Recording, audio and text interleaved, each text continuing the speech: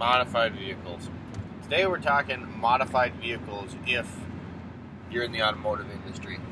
Now, this is kind of a hard subject for me to talk about. When I created this channel, I wanted it to be about being an automotive technician in the industry, but I also wanted it to be about being an enthusiast. And the farther I get into my automotive career, I realize that really the two things couldn't be farther apart from a strict, your average repair shop standpoint.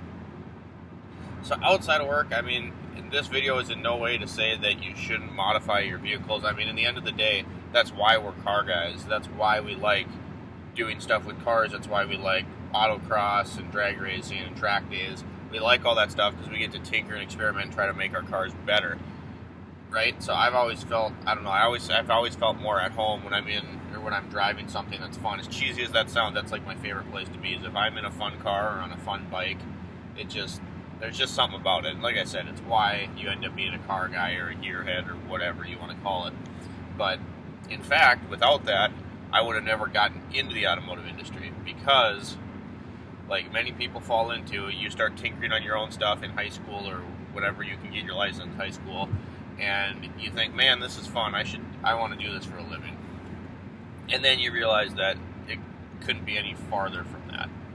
Not that I don't, and I'm not saying that to say that I don't like being an automotive technician. It has its moments, but for the most part, I like what I do, or I wouldn't be doing it.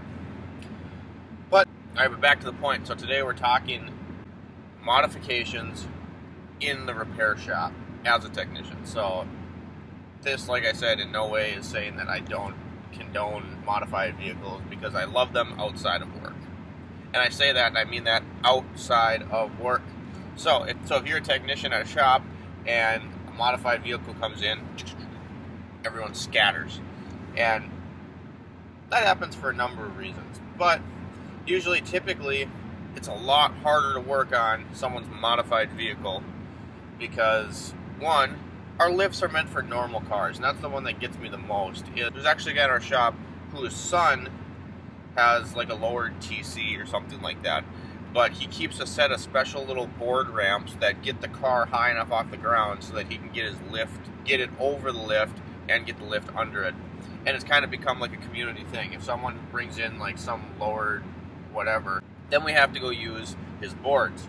Usually I go on the alignment rack and just raise it up and work on the car that way. So that's my first one. I hate lowered vehicles because whether it be you're worried about getting it on the lift or you're worried about crushing the body trying to come up. Our hoists are meant for normal cars, guys, so that doesn't make it easy for us. Second thing, on the topic of lower cars, I did a Camaro one time, and the way the aftermarket exhaust was, I couldn't get on the pinch welds of the vehicle, plus they were all rusty, so I wasn't going to do that, so I used the name's failing me, but those spots in the body on a unibody that looks like a frame, I just lifted right on there, and it was perfectly fine, and I didn't crush the exhaust, and actually, I just physically couldn't have lifted it on the pinch welds with the way the exhaust was.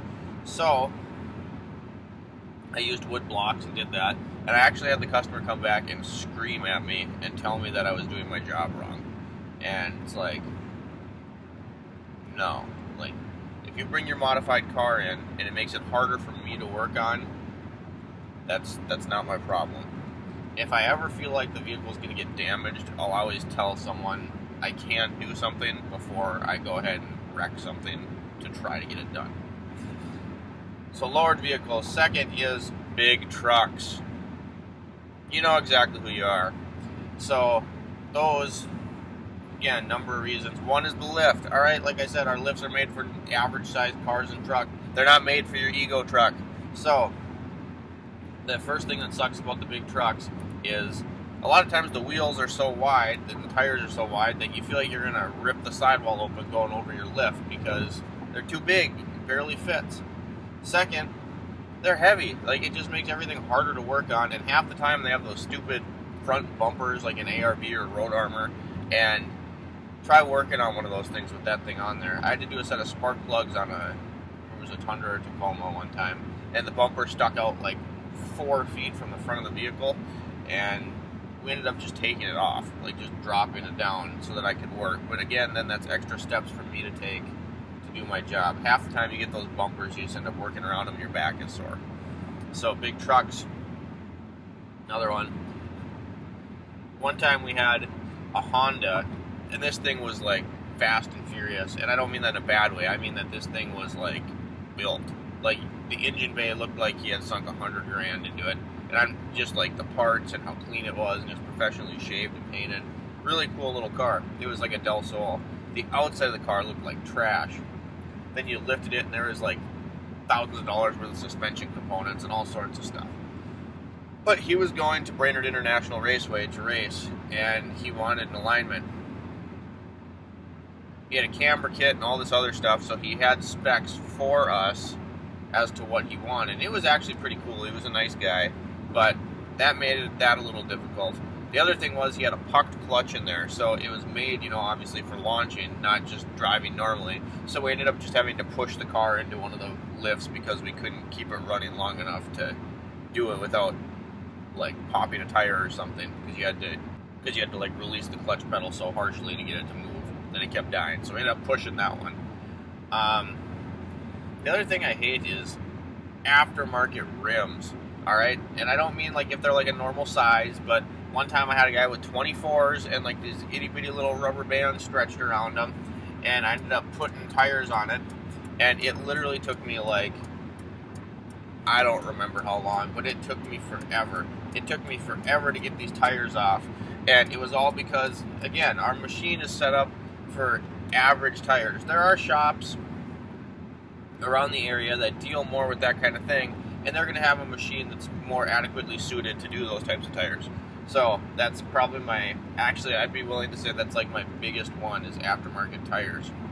Or that'd be probably my biggest one is aftermarket rims, because it makes it hard to work.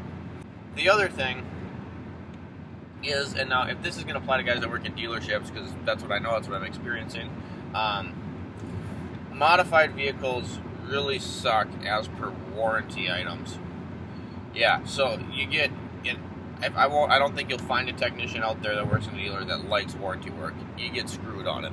But when you have a modified vehicle and then they want work done that should be under warranty, it really sucks, because not only does it make your job more difficult depending on what it is, but now some aftermarket item, let's say like a big lift wrecked the CV axle or whatever, now if it gets kicked back or they want more information or something like that, you might be in trouble because you took it off a vehicle that was modified, and the modifications generally void a warranty. But then there's also that customer satisfaction part of it, so it just makes it really difficult to work. And more often than not, you come to a standstill because they want to make sure the customer's happy, but they also want to honor the warranty regulations. So it's like, well, now we're waiting, we're trying to figure all this out. Meanwhile, you're sitting there with the car in your stall, and it's taking up space, and you're not making any money on it. So if you're on warranty work, modified vehicles can really suck as well. Again, I can't say this enough. I didn't make this video to bash all modified vehicles. I don't hate people that have modified vehicles. It just makes it hard to do like repair work in a dealership or automotive repair shop setting. So, I mean, again, I wouldn't be here today. I wouldn't be here talking to you guys. I wouldn't be working in a shop if I didn't enjoy modified vehicles. All right, that was what got me into cars. Other than, a car movie when I was a kid that made me always sit there and think, like, I can't wait till I'm 16 and have my license and can drive and can do all this stuff. But then when I actually started doing it and got to get my hands dirty, I liked it that much more. And that's what got me to doing auto repair. It was, wow, I really like cars. Maybe I could do this for a living. My first vehicle that I ever had was a 1990 B2200 pickup. And I ended up doing a lot of stuff to that little thing. Just because, I didn't have any money. I was in high school. It's what I had. My next car was a Mustang GT. Cleaned that one up, put a different top on it, and all sorts of stuff like that. That's why we're car guys. So, don't think if you have a modified vehicle and you were watching this that I'm trying to bash you. I'm just going through some of the points because that is the point of the weekly discussion, is talking about being an automotive technician from a professional standpoint, not a DIY standpoint. So, let me know what you think. Do you have a modified vehicle? Do you have any funny stories of working on modified vehicles? Maybe horror stories. Maybe they're not that funny to you. I'd like to know. Drop a comment below. Like, subscribe. Otherwise, see you next week.